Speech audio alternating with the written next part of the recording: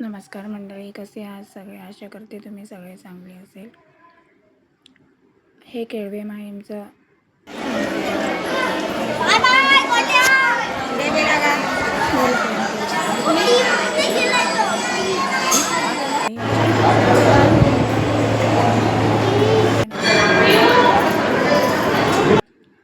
आणि गर्दी होती, पण दर्शन अगदी लवकर होत होतं. खूप घाई करत होते, त्यामुळे काही खूप वेळ लागला नाही दर्शन घ्यायला. अगदी 15-20 मिनटामध्ये दर्शन झालं होतं. हे आम्ही मंदिरामध्ये एंट्रन्स केलेलं आहे. त्यानंतर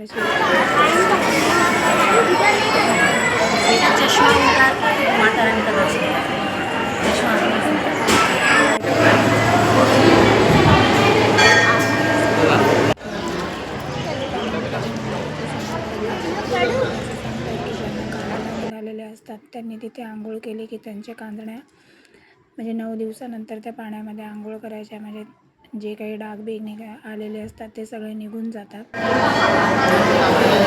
त्या तलावामध्ये हातपाय धुवून नंतरच मंदिरामध्ये प्रवेश करायचा असतो.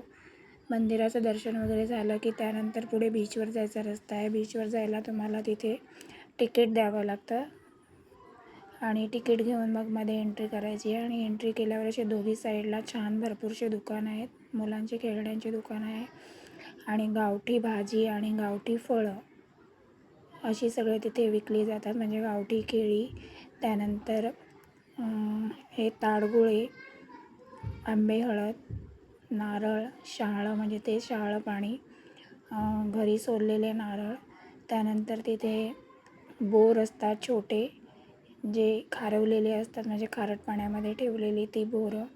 आणि अशी वेगवेगळे स्नॅक्सचे दुकान, जसं पाणीपुरी, भेळपुरी, आईस्क्रीम तुम्ही इथे बघू शकता. इथे शहाळे वगैरे ठेवलेले आहेत. हे सगळे त्यांनी त्यांच्या वाडीतून नंतर आम्ही इथे बसायला लेफ्ट साईडला आणि तिथे मोकळं आहे, तिथे बसू शकता. आधी जेवण घेऊन तिथे बसून जेवण करतो. आम्ही तिथे मॅट वगैरे नेलो होतो, छान बसलो होतो तिथे. त्यानंतर भरपूरसे फोटोशूट वगैरे केले आणि खूप मजा केली. बरंचनी बॅटबॉल, फुटबॉल असं काय काय नेलं होतं खेळायला. हे इथे आम्ही असंच बीचवर आलो. तिथून बीचचा खूप दिवसानंतर संतोषला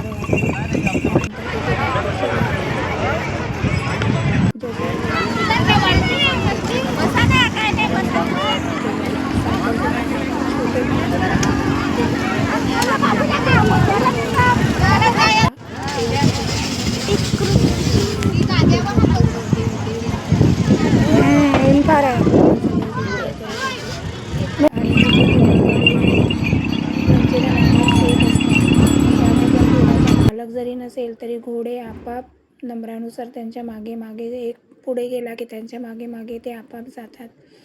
हे वरद आणि त्याचे पप्पा बसून फोटो काढत होते तिकडे.